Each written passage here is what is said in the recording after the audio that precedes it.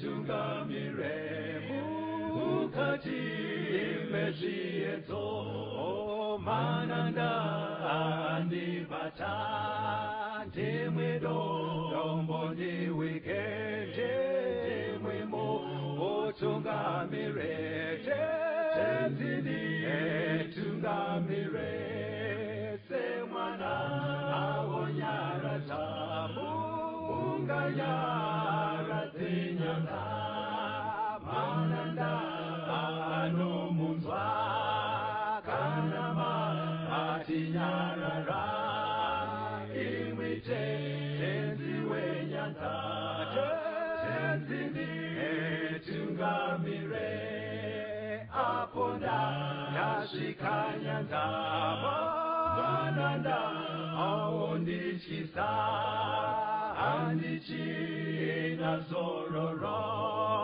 ndotsamira kune mwika ngandinzwe imwi motiti ndinokutungamira. Kwaziwai vateereri, tinomuchingamidzai kuchirongwa The Second Coming of Christ chamunopiwa naPastor Gift Rwodzi vekuNorth Zimbabwe Conference of the Seventh-day Adventist Church pamwe chete naPastor Caston Betera vekuEast Zimbabwe Conference of the Seventh-day Adventist Church. Mustudio nhasi tina Scarlet chakabveyo ari kutiisira musign language. Pastor, kwazisai vateereri? Tokuchingamidzai vateereri. Toda kutenda. Musoro wedu wenyaya wanhasi unotiwo chiratidzo pakati paMwari nevanhu vake. Chiratidzo pakati paMwari nevanhu vake, tichitungamirirwa naPastor Betera. Toda kutenda. Chidzidzo chanhasi chiri kususukidza pane chatakapedzisira kuita chaiti icho mutemo waMwari unogona kuchinjika here. Pfungwa idzi dzezvidzidzo iri kutangira mubhuku raDhaniel. Patiri kuona kuti mumazuva ano ekupedzisira apo Kristu auda kuuya, kuri kunzi kune madzimambo anenge achitonga. Madzimambo iwayo pakati pavo paine mumwe futi mambo ari kutonga. But mambo mukudzidza kwatakaita kumashure anonzi haangotonge zvematongerwo enyika, but akaenderera mberi nekunochinja mutemo waMwari.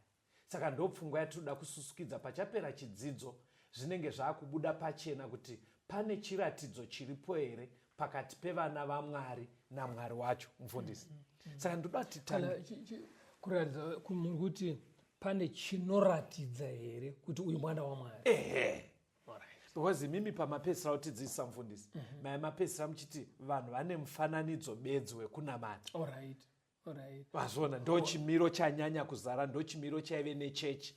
Payakabva Jerusarema ichizoenda kuEurope, kuRome, kusvika yatenderera pasi rese, yakapesira yane chimiro chekuti mufananidzo bedzi. Saka zvokuti ukasvika hauzivi kuti uyu mwana waMwari uyasi. Saka ndo patoda kuti bhaibheri rine here parinogona kujekesa napo, nekuti nekuwanda kwazvangoita panyika tichiri kukwanisa here kunyatsoziva kuti ndofunga apa ndo vanhu vaMwari. Maona chiri kuratidza kuti chidzidzo chako chakanaka. Chakanaka chaizvo. Torai bhaibheri pastor. Ndoda kuti tiverenge pana Daniel 7 vhesi ya7 na8. Daniel 7 yes. vhesi ya7 na8. Yes. Shure kwaizvozvo ndakaona pane zvandakaratidzwa usiku, ndikaona mhuka yechina yaityisa nokuvhundusa, ine simba guru kwazvo. Yakanga ina meno makuru outare, ikapedza nokuvhuna-vhuna nokupwanya zvakanga zvasara netsoka dzayo. Iyi yakanga yakasiyana nemhuka dzose dzakaitangira, yakanga ine nyanga 10. Ndikacherechedza nyanga, ndikaona rumwe runyanga ruchibuda pakati pedzimwe ruri ruduku. Dzimwe nyanga 3 pane dzokutanga dzikadzurwa nemidzi yadzo pamberi parwo. Ndikaona kuti parunyanga urwu pakanga pana meso omunhu nomuromo wakanga uchitaura zvinhu zvikuru. Daniel paakaratidzwa zvinhu izvi naMwari, akaratidzwa dziri mhuka 4 vateereri. Yekutanga yaive shumba, inobva yatsanangurwa zvayaive pana Daniel 7. Yechipiri iri bere bear, yobva yatsanangurwa zvayaive.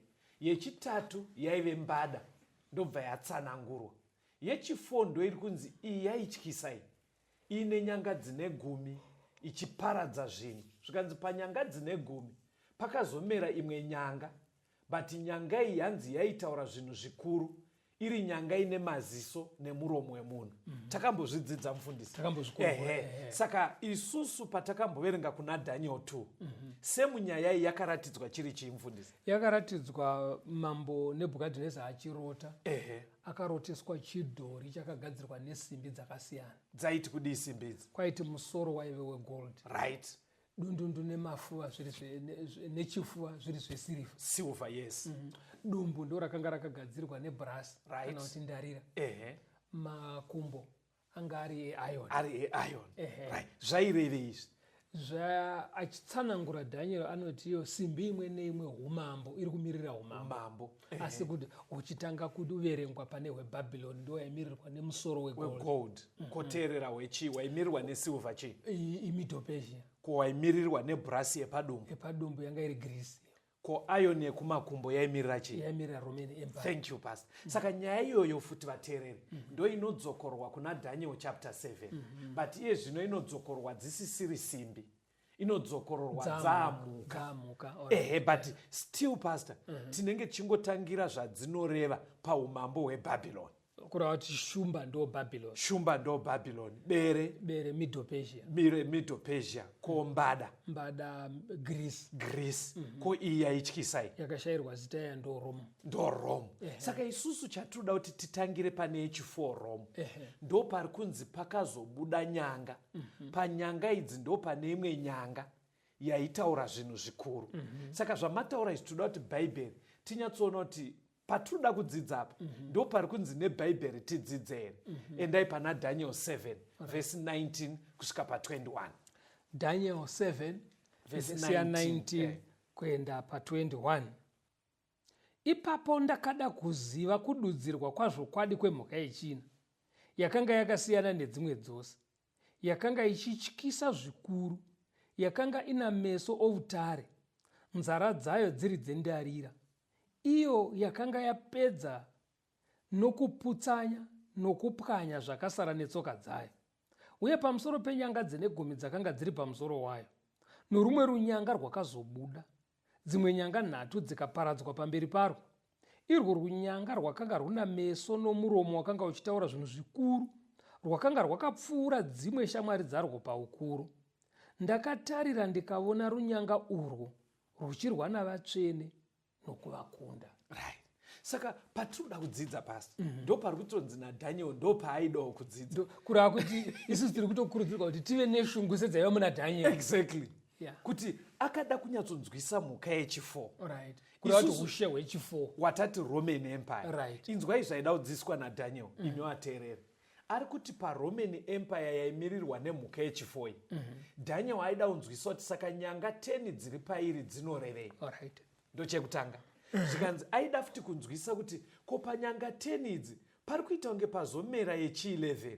Yechi11 nyanga iyi iri kurevei. Ko sei ndaona nyanga iyi ichiita kunge yakutaura zvinhu zvinoshamisa zvinotyisa. Ine maziso futi. Ine maziso futi nemuromo. Hanzi futi nyanga iyi yakazoparadza vatsvene. Saka Daniel ada kunyatsonzwisa kuti paumambo hweRoman Empire nyanga 10 idzi chii? Imwe nyanga yechi11 ichi ndikana kuti ndiani. Saka Bhaibheri rinobva raisa pachena. Pana Daniel ipapo verengai verse 23 kusvika pa25. Daniel 7 verse ya23 tichienda pa25. Akati, mhuka yechina huchava ushe hwechina panyika, huchasiyana noumwe ushe hwose, huchapedza nyika yose nokuupwanya nokuputsanya. Kana dziri nyanga dzine 10, paushe uhu pachamuka madzimambo ane 10. Asi mumwezve uchamuka shure kwavo. Iye uchasiyana navamwe wokutanga, uchakunda madzimambo 3. Uchataura mashoko okumhura okumusoro-soro, uchaparadza vatsvene, uye uchatsvaka mano okushandura nguva nemirayiro. Ivo vachaiswa mumaoko ake kusvikira nguva imwe nedzimwe nguva nehafu yenguva. Saka Bhaibheri rabva radodzera kuti paumambo hweRoman Empire Right. wakunoparara pachabuda madzimambo mamwe 10. Right. Kana 10 madzimambo abudai kushure kwavo kuchazobuda futi mumwe mambo wechi11 ndiye azotsanangurwa zvaanoita. Saka imimi munogona kundibatsirai, ndakaverenga iri history. Pakaparara Roman Empire pastor nemi vateereri, zvirimo mubhaibheri zviriko kuhistory. Roman Empire yana Kesaria payakaparara ichinotsemuka, pakabuda ndudzi dzinogona kukwana 10 sezviri kungotaura chiprofita chaDaniel. Pakabuda vanhu vainzi maAnglo-Saxons. MaAnglo-Saxons ndo yaEngland kayanhasi, right? Koita vainzi maAlemani. MaAlemani ndo Germany nasi. Pakabuda vainzi maBurgundians. MaBurgundians ndo Switzerland yatiinayo. Ndo Switzerland. Ndobva pabuda vainzi maFranks. MaFranks ndio France. Pakabuda vainzi maLombards. MaLombards ndo Italy. Ndobva pabuda vainzi maVisigoths. MaVisigoths ndo Spain. Pane vamwe futi vakabuda vainzi maHeruli. MaHeruli ivava hakusisina. Nevainzi maOstrogoths. MaOstrogoths hakusisina zvakare. Ko vainzi maVandals. MaVandals hakusisina futi. Havasisiko vana. Kwasara nevechitene maSuev ichi ndo Portugal. Saka pakatsemuka Roman Empire kwakabuda ndudzi 10. Right. But zviri kuraramika nhasi kwaane 7. Kune 7 dzakasara. Ndo Europe iriko nhasi. Dzidzokororei pastor 7 dzacho. Kunoti England. Right. Koita France. Koita German. Koita Switzerland. Koita Italy. Koita Spain. Koita Portugal. Dziri 7. Anditika. Toda ndo dzako neinfluence yadzo pasi rese. But pari kunzipo pavaive 10 kune wechi11 akamuka. Right. Ndofunga ndiye akaparadza nhatu dzamataura idzi. Saka pane 7 ava newechi8 iko kuEurope. Right. Saka wechi8 manje atsananguro. Ini ndine bepa pana pasta. Ndanyora nechirungu. Takambozvidzidza, ndoda kuti mapoints aya angopinda mupfungwa dzevateereri. Wechi8 uyo ari kunzi anenge achitonga ne7 vamataura. Abva adescribwa unhu hwake. Kana kuti minongedzo iri paari inoratidza kuti ndiye uyu wechi8. Chekutanga iri kubva yatotaura kuti, ndanyora nechirungu, ndibatsirei. He rose from the fallen Roman Empire. Kureva kuti akamuka mushure mekuparara kweumambo hweRoma. Right. He rose after the 10 kings but is among them. Akazouya shure kwemadzimambo 10 akabuda pakuparara kweRoma. Right. Asi akabuda pamwe chete navo. Right. He has a mouth and eyes of a man. Ane muromo nemaziso emunhu. Zvinorevei? Bva imadudzira pastor, ndikuitira vamwe pataikurukura pachidzidzo chakapfuura chaiburitsa pachena kuti maziso anoreva uchenjeri. Right. Muromo zvoreva kuti munhu anotaura semunyai akamiririra umwe munhu. Then this king speaks blasphemy. Anotaura mashoko anomhura kureva kuti anodzikisira Mwari. Right. This king persecuted saints. Mambo uyu akatambudza vatsvene. Right. This king changed the law of God. Akachinja mutemo waMwari. This king persecuted the saints for a time, times and half a time. Akatambudza vatsvene kwenguva nedzimwe nguva nehafu yenguva. Zvinorevei? Ibva imadudzira. Zvatakadzidza kuti ndiwo makore 1260 akatangira muna 538 AD kunosvika muna 1798. Chii chakaitika? Chaiitika ndechekuti church payakatanga kubata nemasimba muEurope muna 538 AD yaparadza maVandals, maOstrogoths nemaHeruli. Yes. Ndokubata munguva inonzi yeMadark Ages. Okay. Kusvika muna 1798. But chaiitika ndechekuti mukubata kwayo yakanga yaishungurudza chero nemadzimambo kuti yaive nesimba. Yes. Ndo zvakazokonzera kuti muna 1798 mambo wekuFrance Napoleon akatumira komanda wake wemasoja ainzi Betera kuti pamuri kumacha muchienda endai munotibatira bishop mutungamiriri wechechi kuRoma. Mouya naye. Saka popu wenguva idzodzo akabatwa ndobva aiswa mujeri kuFrance akanofira mujeri. Right. point yekupedzisira iripo iri kubva yati this king will be there until the second coming of Christ. zviri kunzi umambo uhu hunenge huriko kusvikira panouya Jesu kechipiri. Right. Saka kana tadai vateereri zvaakutokujekerai kuti mambo wechi8 ndiani ari kunobuda iri chechi yemakristu ndo iri kunongedzerwa panyaya idzi. But patiri kuda mufundisi ipoindi hanzi akachinja mitemo ndo pfungwa yatiri kususukidza. Pakuchinja mutemo uku pane munhu here pastor anganyatsosvotwa nemutemo? Pfungwa yekuchinja mutemo anonyatsosvotwa nemutemo ndiani? Munhu anovenga mutemo waMwari ndi Satani.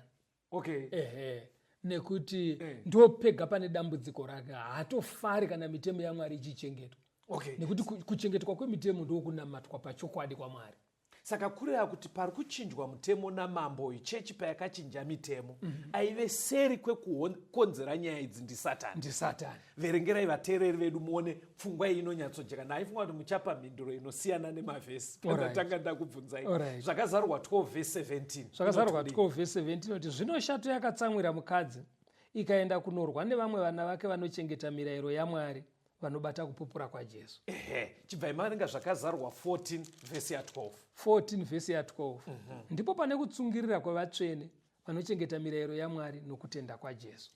Saka Satani vateereri ndiye asingadi kuchengeta mitemo yaMwari. Ndiye futi anobva asvotwa nevanochengeta mitemo yaMwari. Zvobva zvareva kuti mambo uyu kana kuti patiri kudzidza sekujeka kwazviri kuita kuti chechi yemakristu payakanochinja mitemo yaMwari aive seri kwenyaya idzi ndi Satani. Saka patutaura nyaya usaitore iri nyaya yako munoza zvinoitika. Unogona kukaruka wangu wani kwa uri mucrossfire wofunga kuti nyaya yako nyaya ihombe ihombe kupfuura isusu vateereri. Seri kwayo kuna Satani. Zvekuti ini chandaona choti pakunamata kweduka unofanira kunamata zvinobohwa Satani. Exactly. Ukaona zvichienderana naSatani achikufarira azvite. Saka kwanzi Satani anobohwewa nevanochengeta mitemo yaMwari. Saka chimwe chatinoda tiongorore pastor mitemo yamakatidzidzisa muchikamu chapfuura yakanyanya kuchinjwa nechechi yemakristu ende nanhasi effect yacho ichiri kuoneka mutemo wechipiri newechina pane ine gumiya yakanyorwa nemunhu waMwari. Wechipiri unoti kudii? Wechipiri unoti iwo usave nevamwe vaMwari kunze kwangu.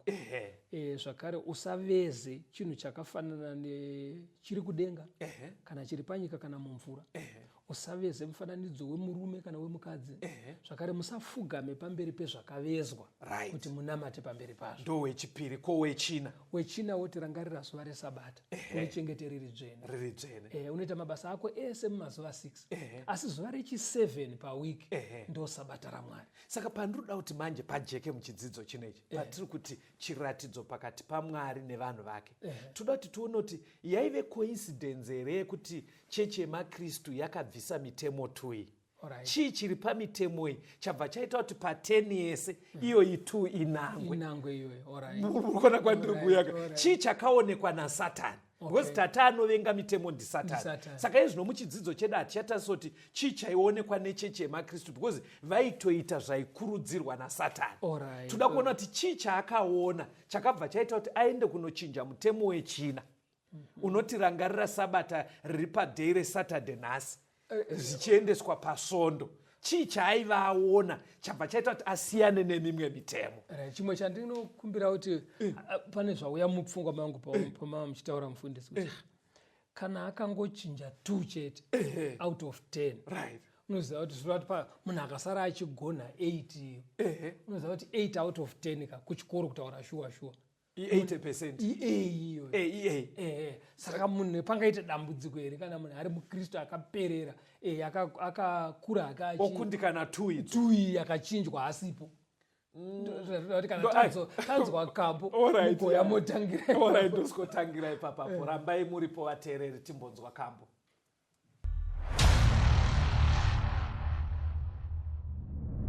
What a fellowship, what a joy divine leaning on the everlasting arms. What a blessedness, what a peace is mine leaning on the everlasting arms. Leaning on Jesus, leaning on Jesus. save you from all alarms. Lean on Jesus, leaning on Jesus, leaning on the everlasting arms.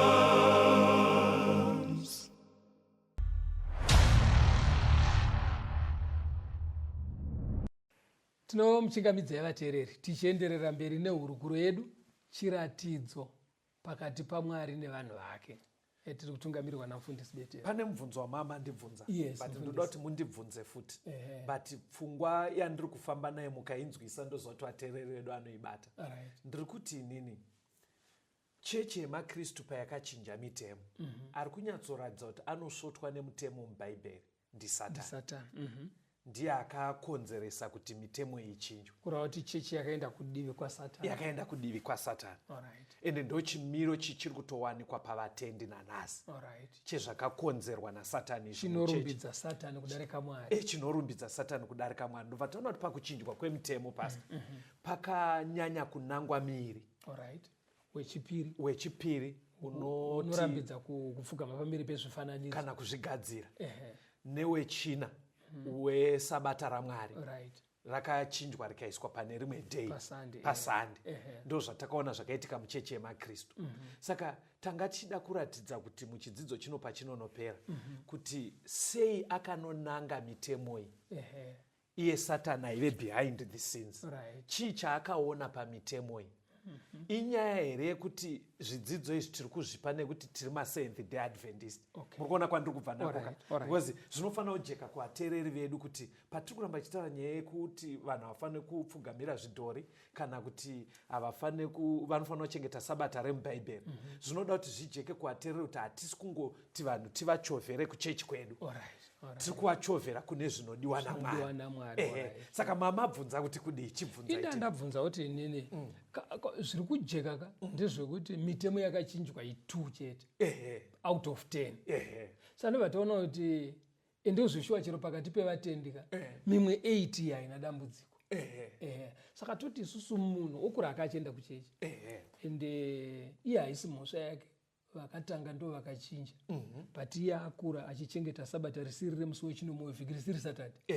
Handitika kana kuti achipfugama pamberi pezvifananidzo kana kuti pazvifananidzo hapfugame hake asoisa. Zvinoti kune vamwe vanoti vanotyora 1 chete wekuti havachengete sabata awanikwe kuzvidhori.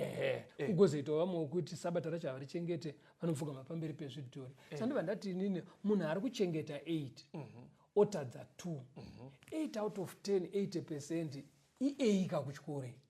Panganyaya kuita mhosva here zvekuti because vamawana kutanga kunyatsorona kuti but varume ava vangangonetseka ne2 chete out of 10. Alright. Iye munacho. Alright, ndaunzwa mubvunzo. Ndoda kuti muverenge kuna James 2. Alright. Vesi ya 10 na 11. Okay. James 2 vesi ya 10 na 11. James kana kuti Jacobo 2 vesi 10 nevesi 11.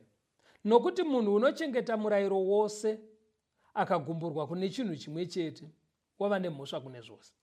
Nokuti iye wakati usaita upombwe ndiyewo wakati usauraya. Zvino kana usingaiti upombwe asi uchiuraya wava mudariki womurayiro. Handinoda kupa pindura mubvunzo wenyu. Manzwe iyi mimi.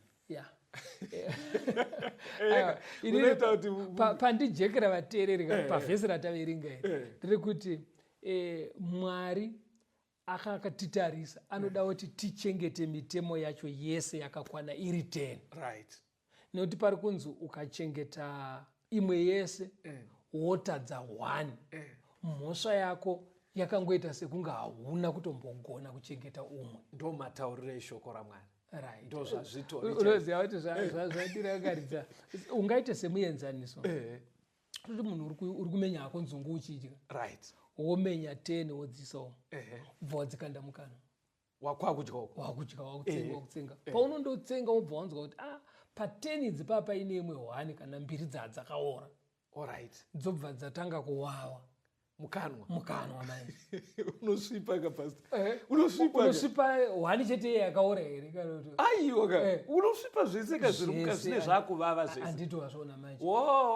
Ndabata muenzaniso wenyu. Vateereri, mufundisi vari kuedza kuti ukanzungu 1 yavavisa zvese zviri mukanwa ndo zvinoita pakaita mutemo 1 usiri kuchengetwa asi mimwe yese uchiichengeta.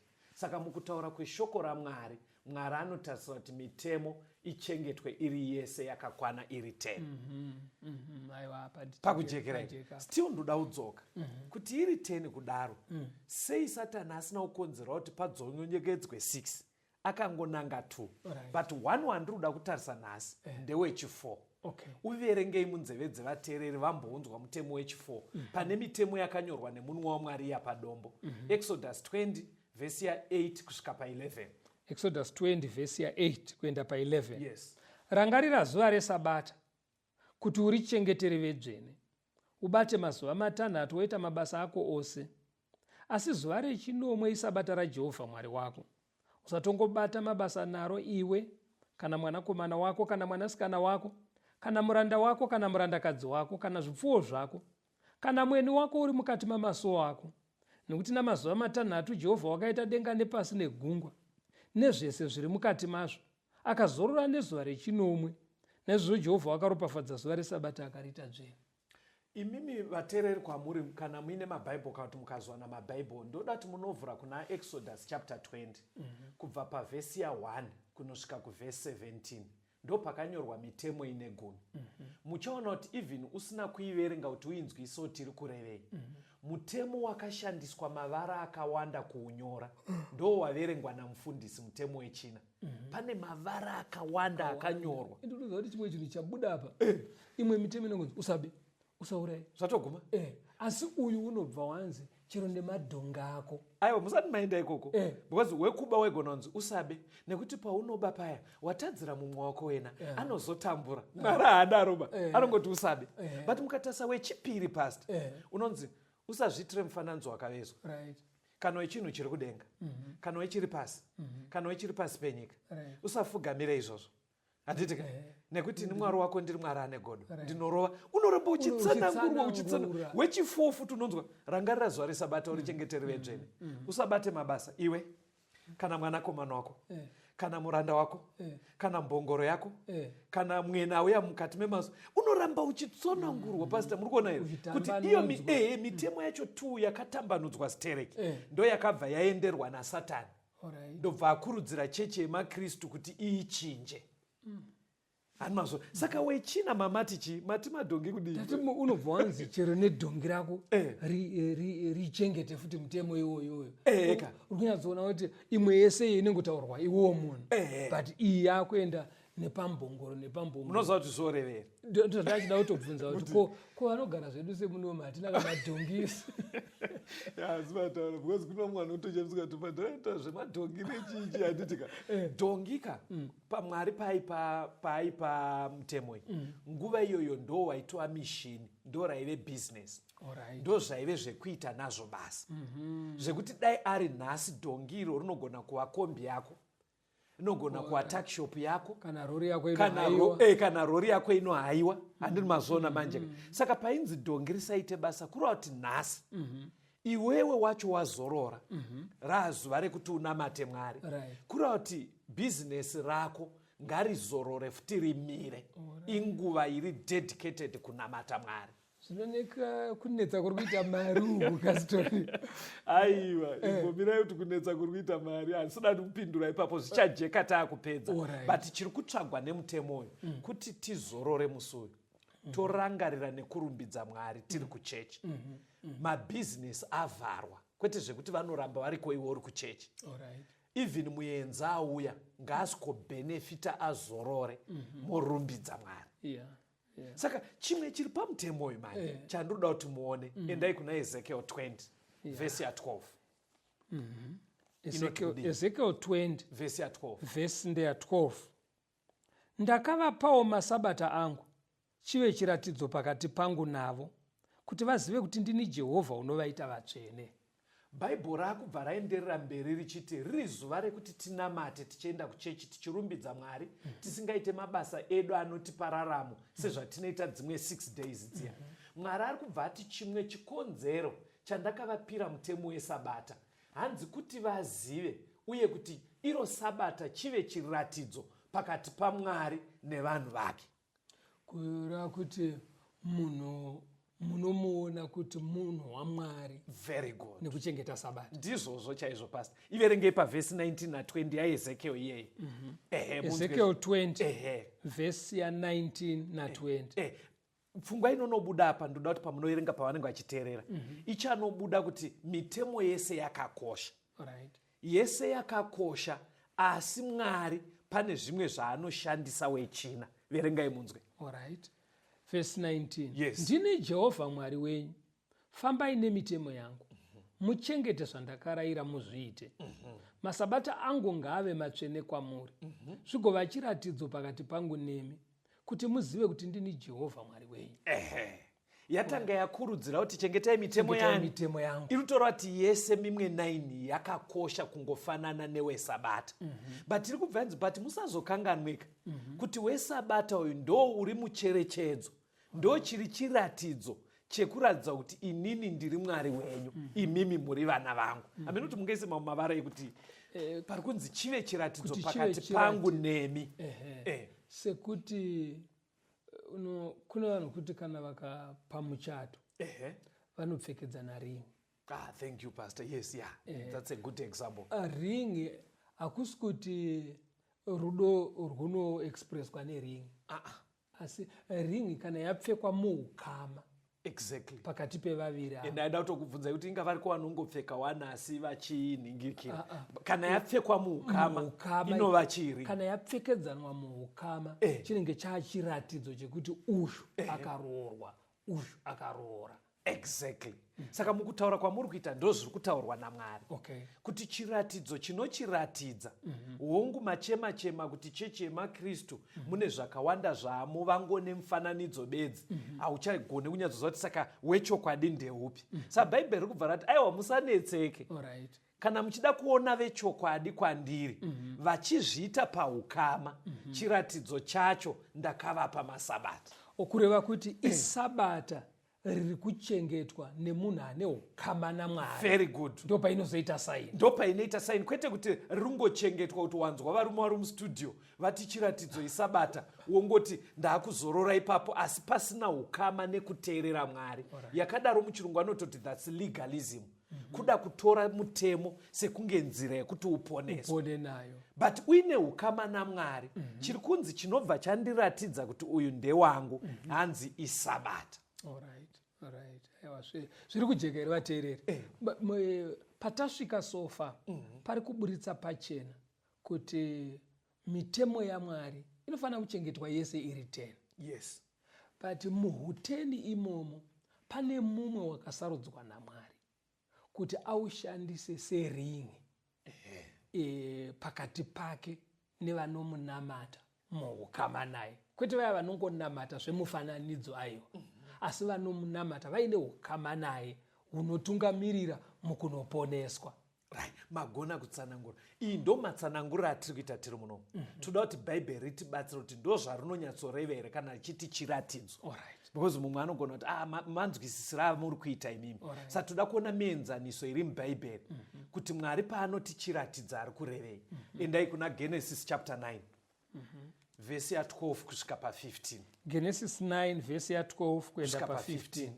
Ipapo Mwari akati, ndicho chiratidzo chesungano yandinoita pakati pangu nemi nezvipenyu zvose zvinemi kusvikira kumarudzi asingaperi. Ndinoisa muraravungu wangu mugore kuti chive chiratidzo chesungano pakati pangu nenyika. Zvino ndichati kana ndikavuyisa gore pamusoro penyika, muraravungu uyu ukaonekwa mugore, ndicharangarira sungano yangu iri pakati pangu nemi, pakati pezvipenyu zvose zvenyama. Mvura haichazovi zhinjizve kuti iparadze zvose zvenyama. Murove wauya mazuva ano avateereri. Noa akazobuda muareka. Paakabuda ndobva audzwa naMwari kunzi handichaparadze futi nyika nemvura. Ndobva vanzwisana. Saka ranga radambudziko vateereri nderekuti but kubva panguva iyoyo kwaya kwakuchifanira kupota kuchinaya. Saka Noa manje pastor akaona gore kufunga kwenyaya ifunge ivo. Hana yairova kuti murove uya wakuda kudzokorora. Zvatanga futi. Aibva arohwa naani. Saka ndo pari kunzi neBhaibheri vateereri. Mwari akabva ati Noa, next time paunoona gore kuti usarohwe nehana, ndichabva ndaisa muraravungu rainbow kuti ubva wazva kuti nyaya yandakataura kuti handichazoparadze nyika nemvura ndichiri kuiziva, so that uite peace of mind. Saka ndichaisa sign kana kuti chiratidzo mudenga chemuraravungu. Mapabata kuti mukaona muraravungu zviri kureva kuti handichaparadzi zvenyika yese. Hana ingangovhundukwa hayo, gadzikanai henyu kuti haisi nyaya yakudzokorowa. Saka zvaibatsira Noah. Handitika chiverengai verse 16 na17 yacho pana Genesis 9 ipapo. Pana Genesis 9. Genesis 9 verse 16 na17. Muraravungu uchavapo mugore, ndichautarira kuti ndirangarire sungano isingaperi pakati paMwari nezvipenyu zvose zvenyama zviri panyika. Mwari akati kuna Noa, ndicho chiratidzo chesungano yandakaita pakati pangu nezvose zvenyama zviri panyika. Zvikanzi chiratidzo checovenant kana kuti agreement yavaivaita kuti hatichaparadze nyika nemvura. Hanzi chiratidzo chacho muraravungu. Sabhaibheri riri kuti iwo Mwari, kwete kuti Mwari anombokanganwa, but ada kuburitsa pfungwa yekuti zveshuwa zvandatotaura ndizvo.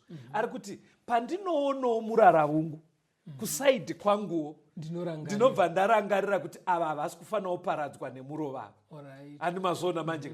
Noawo paanoona muraravungu anobva aziva kuti Mwari akataura kuti tiri vake haasi kuzotiparadza sezvaakaita mazuva. Saka tichidzokera kunyaya yedu tisati tanzwa kambo, pari kundijekera kuti muri kuti mimi Mwari akaisa sabata manje, kuti riratidze kuti ava ndo vanhu vangu. Exactly. Saka kureva kuti Mwari kana akaona munhu achichengeta sabata, kwaari anonzwisa kuti uyu ndiye munhu mwana wangu. Iyewo munhu anofanira kuti abatsirwe nekuchengeta sabata kunzwisa kuti ndiri munhu waMwari. Nekuti pamutemo wesabata ndo panoti Mwari akasika akadai.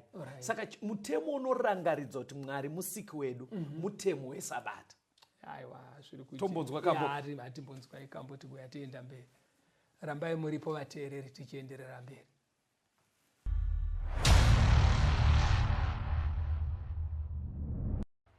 Jesu anoda kuponesa iwe, ndizvo akakufira paKalvari, kuti zvivi zvako zviregererwe, uwane mukana weruponeso, denga nenyika zvese zvichapfuura, asi avo voga vanosarudza kuti ropa rake rivachenese, vachawana upenyu singaperi. Sarudzo ndeyako,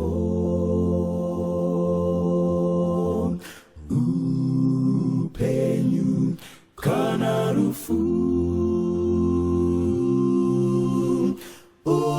uchazofara ukamugamuchira, uchazochema ukamufuratira. Sarudzo ndeyako,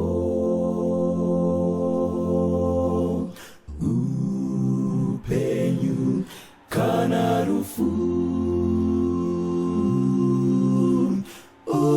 uchazofara ukamugamuchira, uchazochema ukamufuratira.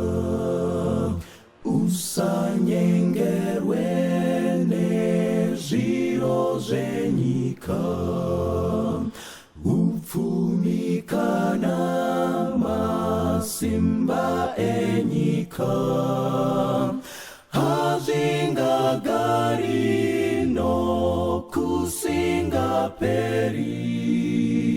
Jesu oga ndiye anorarama narindi. Mweya yetsvina inodederawo pakudanwa kwezita raJesu Ishe.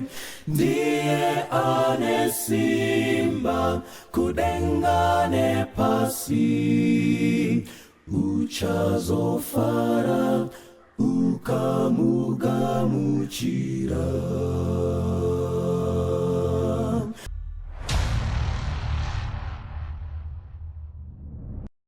Tinomuchingamidzai vateereri tichienderera mberi nehurukuro yedu, chiratidzo pakati paMwari nevanhu vake. Toda kutarisa mumwe muenzaniso Mwari waanotaura nenyaya yechiratidzo. Endai kuna Exodus 12 vhesi ya 13 muverengere vateereri vedu. Exodus 12 vhesi ndeya 13. Asi ropa richava chiratidzo kwamuri padzimba mamugere. Kana ndichiona ropa ndichakupfuurai, kuti dambudziko rirege kukuwirai rikuparadzei, kana ndichirova nyika yeIjipita. Dzokororai futi pastor, muchiita henyu mbichana. Asi ropa richava chiratidzo kwamuri padzimba mamugere. Kana ndichiona ropa ndichakupfuurai, kuti dambudziko rirege kukuwirai rikuparadzei, kana ndichirova nyika yeIjipita. Faranga aramba anetsa aita nharo naMwari kuti vana veIsraeri vaende. Ndobva hanzi ndiri kuisa matenda 10. Hanzi 9 apera.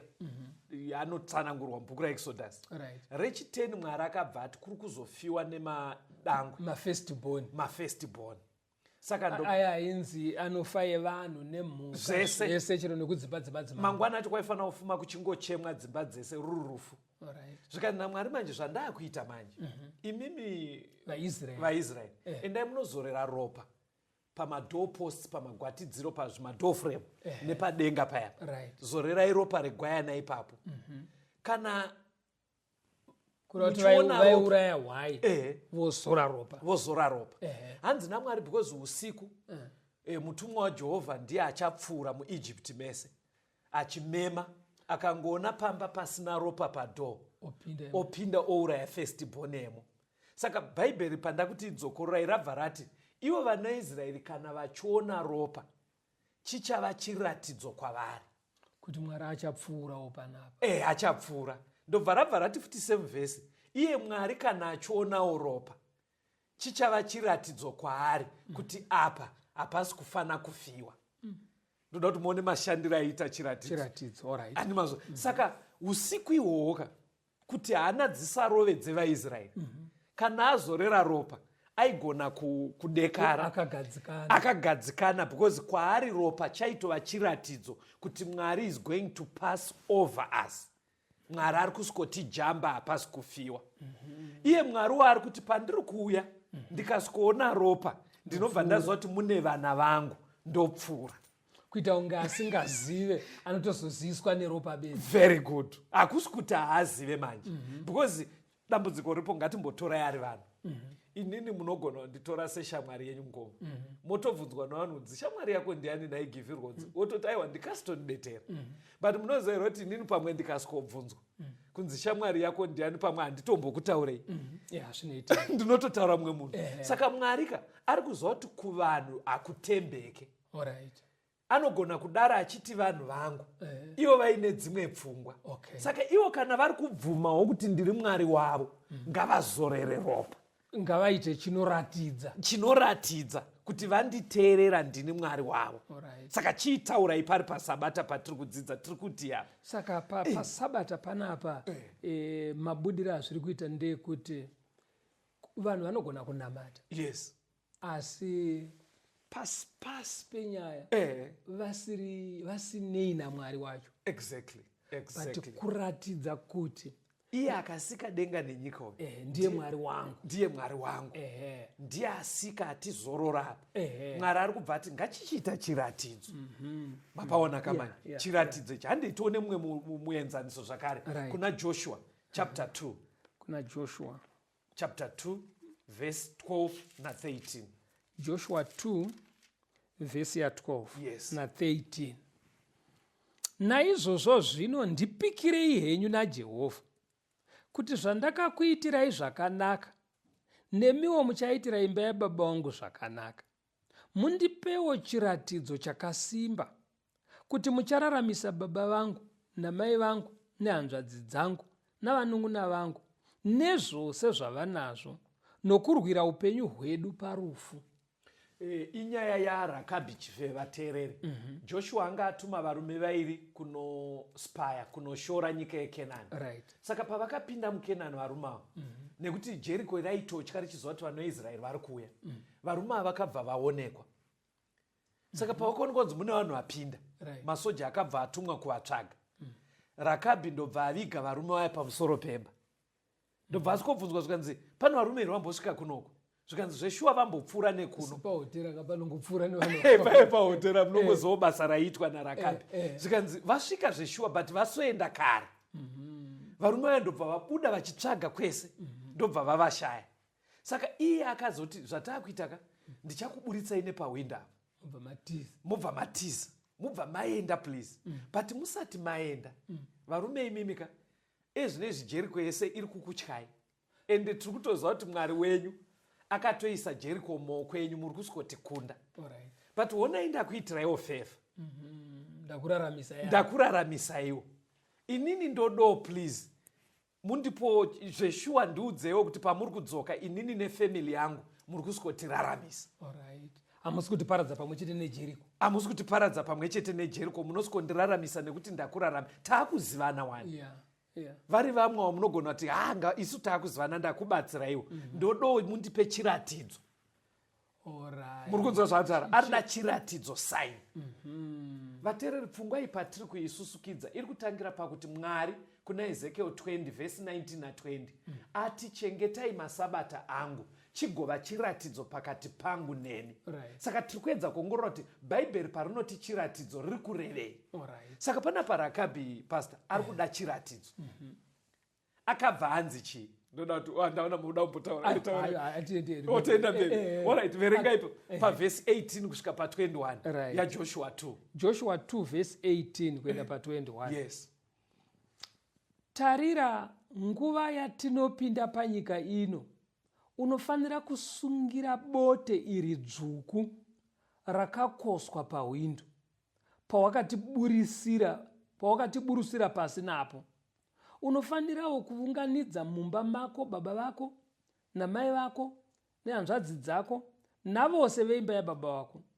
Zvino ani nani unobuda kunze kwemikova yeimba yako, ropa rake richava pamusoro pomusoro wake.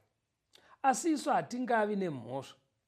Ani nani unewe mumba mako, ropa rake richava pamusoro pemisoro yedu kana akaitirwa zvakaipa noruoko rwomunhu. Asi kana ukabudisa pachena basa redu iri, isu hatingasungwi nemhiko yako yawakatipikisa. Iye akati, ngazviitwe sezvamataura, akavaendesa vakabva, iye ndokusungirira bote dzvuku pahwindo. Saka vakabva vawirirana. Zvikanzi saini chii? Zvikanzi varume zvowoitaka. Pauri kutidzikisa napo pahwindo apo, chisungirira jira dzvuku iri rakakoswa. Nepahwindo pawatidzikisa napo. Because vaya vakutoziva imba yacho pairi. Imba yake inonzi inge yakatsamirana nerusvingo rwejira. Zvikanzi wotidzikisa ipapapo. Plus zvowochiita iwewe.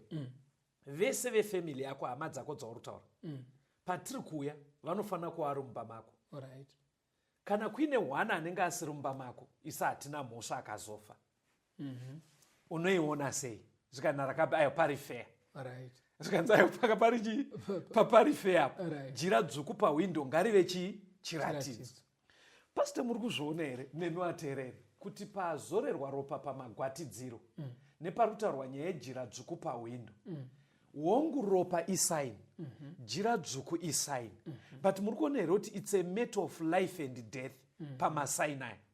Ndisirei kushona pastor, kuti it's a matter of life and death. Kurava kuti abva pasi chiratidzo ichi, ari kutoenda kurufu achisunduruka kubva kuupenyu. Thank you.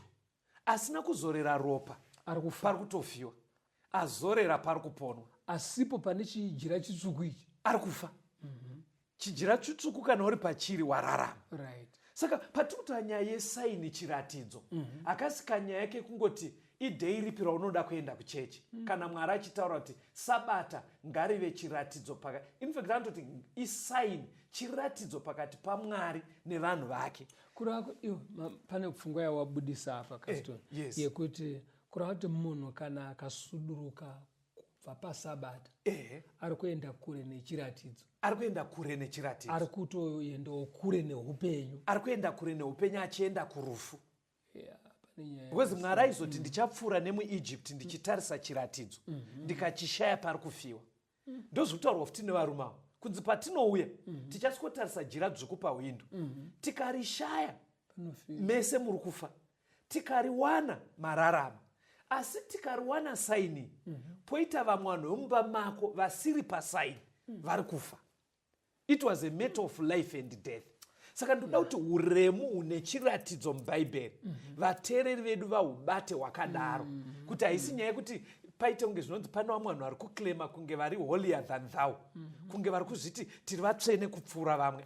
Language iri kubuda yebhaibheri vateereri haisi yekuti vanochengeta bhaibheri vari kuzviti vari special stereki. Pari kunzi naMwari panyaya yesabata pane an issue of life and death. Chiratidzo chaachatarira hatizivi hedu kuti achazomemory dzimba dzedu, but I'm sure the second coming ndofunga ndo paachaona kuti pane saini ndepapi. But pandoda kuti muone pastor, maona here kuti varume havazoti asi iwewe Rakabhi ukafumura ukatitengesa. Ndakuda kutopataura. Mama udapataura, mamuda kuti kudii? Ndandaona kuti chiratidzo ijira hongo. Asi raifanira kusungirirwa. Paine ukama huripo hwokuti iye Rakabhi ari kuchengetedzawo pati yake yekuti haana kufumura nyaya. Varume. Thank you. Ndaida kupatsanangura, ini matsanangura ndaida kupaita, maybe imimbo nemaonero amaita. Ndaida kutsanangura kuti Rakabhi dai akasara achifumura kutengesa varume, but still ozosungirira jira.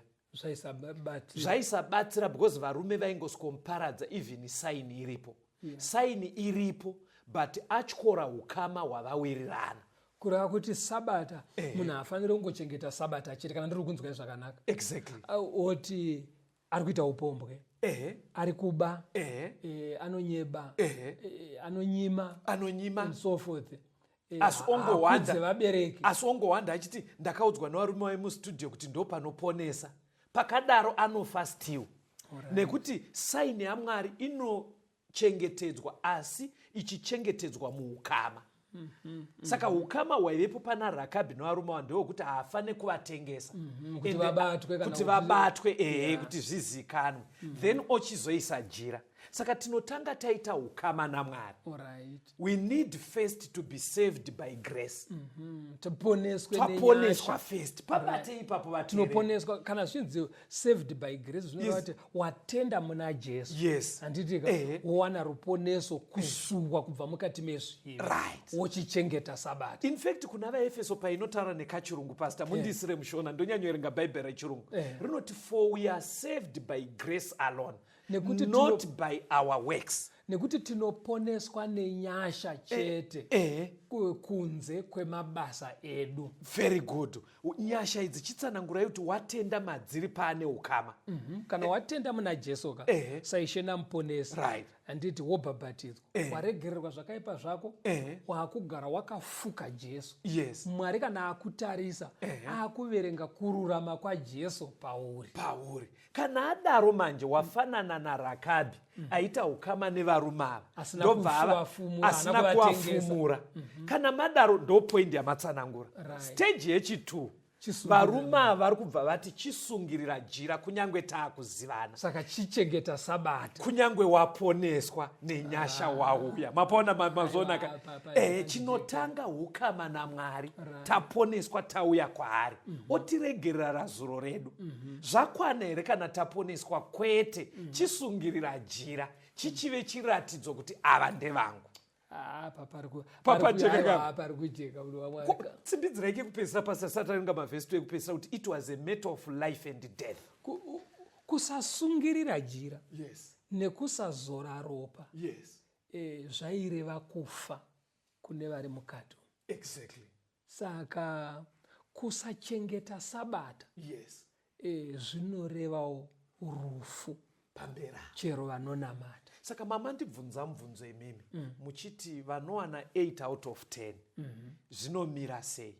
ndoda kuti muchipindura manje imimi pandati it's a matter of life and death. Taurai mega, ndima ndibvunza izvozvo. Saka patandibvunza ino kuti ko munhu akagona hake kuchengeta 8 kana kuchengeta 9 wechikora wesabata, but apa pakuratidza kuti ukachengeta 9 asi chiratidzo ichi pasina, pane rufu kumberi. Thank you pastor. Thank you pastor. Chiverenga yenyu Ezekiel 20 verse 19 na 20 idzokorei tozoenda pana Isaiah. Ezekiel 20 verse 19 na 20. Yes.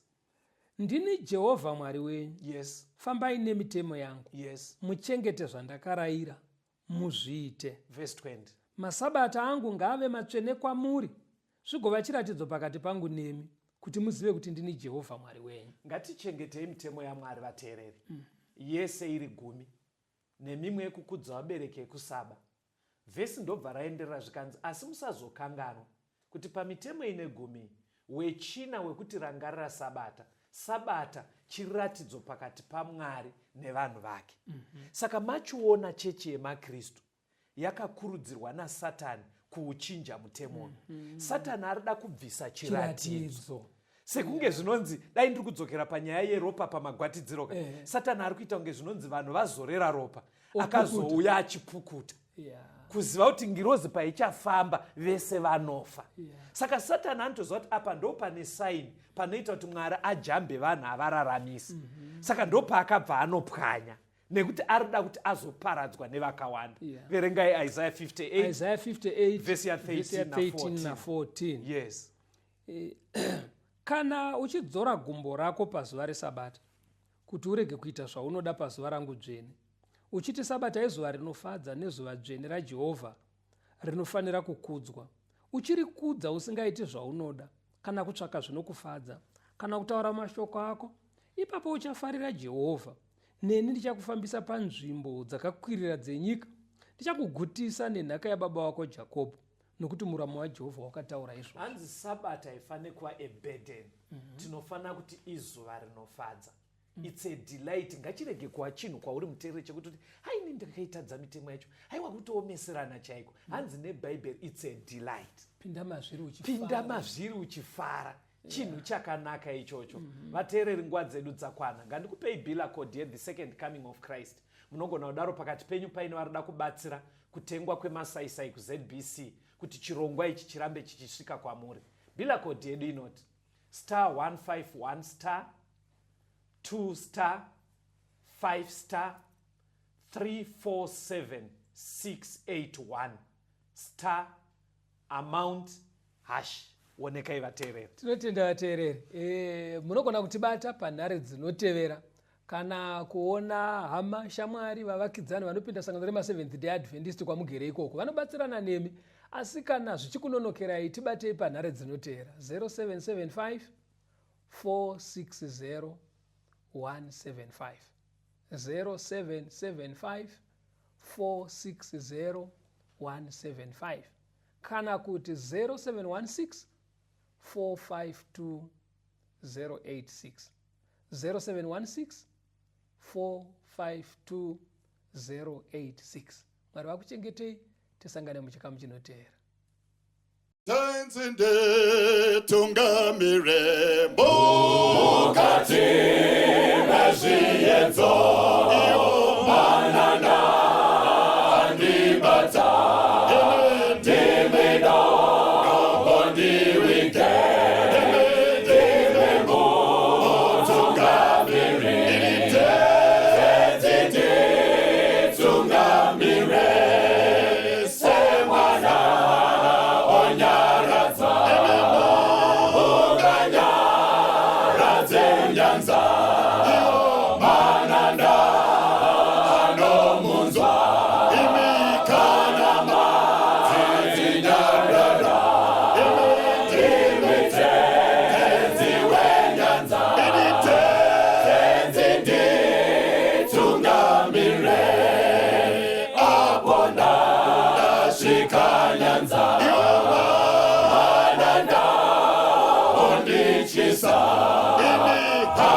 China zororo Dotami Zamera kunemi Ganitwe Teimi moti Inako Tugamira Aponda Nashika nyanza